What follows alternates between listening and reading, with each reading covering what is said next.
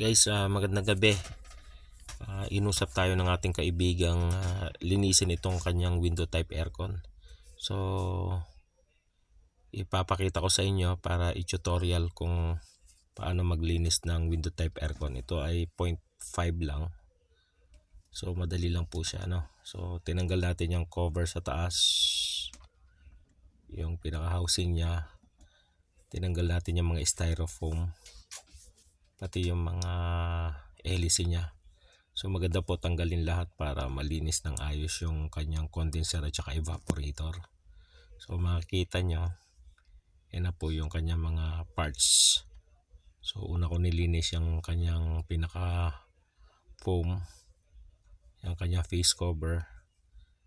Sinunod ko itong kanyang mga LEC propeller, at saka itong housing, at saka yung pinagkakapitan ng ating fan motor. So binalawan ko muna para lumambot ang dumi, and then after nyan, so sinabon natin, kinuskus natin ng maigi gamit ang Scotch Brite, ano. So yan, sinabon ko po isa-isa para mawala yung mga nakakapit na dumi at saka alikabok. Then after sabunan, yan, balawan nyo lang po. So kung anong nakikita nyo, pwede nyo gayahin. Ang dapat nyo lang ingatan ay mabasa, yung mga hindi dapat mabasa, at mabutas ang tubo sa pagtatagal ng mga tornilyo. So kailangan pa rin ng iba yung pag-iingat kahit na may mga tutorial kagaya nito, no. So yan, binabalawan ko na po isa-isa yung mga plastic niya, yung LEC propeller, itong mga styrofoam niya. So yan, gusto ko lang ipakita sa inyo para kung gusto nyo mag DIY, tinatamad kayong bumayad sa mga technician, okay lang naman. Kasi kahit naman ipagpilitan ng mga kapwa natin technician na linisin nila ang inyong mga window type aircon, kayong pa rin naman magdi-design yan, ano. Kung hindi para sa kanila, hindi talaga para sa kanila. Kaya wag silang magalit kung nakakakita sila ng ganito mga uploads. Kasi ito naman is tips lang, tutorial. Nasa sa inyo pa rin ang desisyon kung magdi-DIY kayo. Kasi sa DIY, ang negative na pwede lang naman mangyari is may masira kayo or magkamali kayo. So sa pagtitipid nyo, lalong lalaki yung gastos.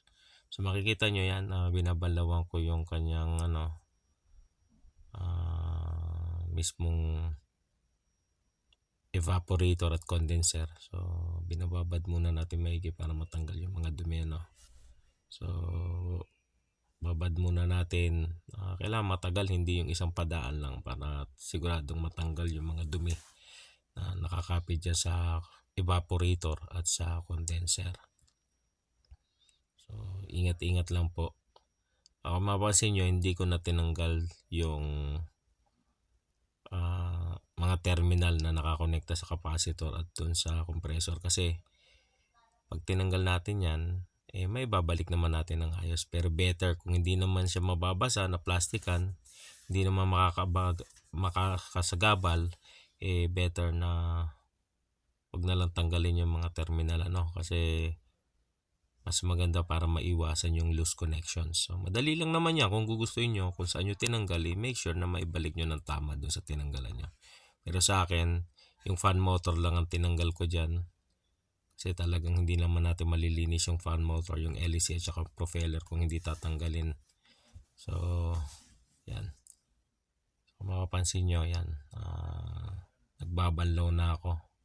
So kinat ko na yung video nung pag kukuskus ko dyan. So ngayon binabalawan ko na to, make sure na mawawala yung mga ginamit nating panglinis na sabon at yung chemicals na pinahid natin dyan, para sigurado tayong malinis yung unit, ano, nasabunan ng ayos, na balawan ng ayos. So yan yung ilalim, padaanan din natin. Nga pala, kaya sa CR tayo naglinis, dahil gabi na. Nakisuyo lang yung ating kaibigan na gawin natin ito ngayong gabi, kasi bukas may pasok na daw siya. So rest day niya, hindi naman agad tayo in-inform nung maaga pa.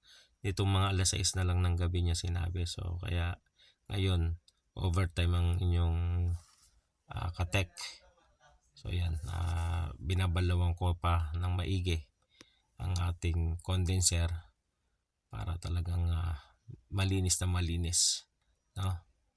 So ganyan lang po, kung makapansin nyo, ingat lang talaga. So napakadali lang maglinis kung gugustuhin nyo yan, no? So nabanlawan ko na, maputi na, no? Maayos na siya lahat.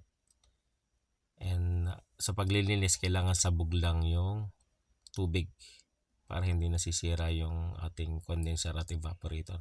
So yan, naikabit ko na dahan-dahan kung paano kinalas, ibalik ng dahan-dahan, and then bago natin tuluyang takluban, paikot-ikutin natin itong propeller at hélice para make sure na walang sabit, para pag tinesting hindi mabali yung mga hélice. So ganyan po, tapos na po siya.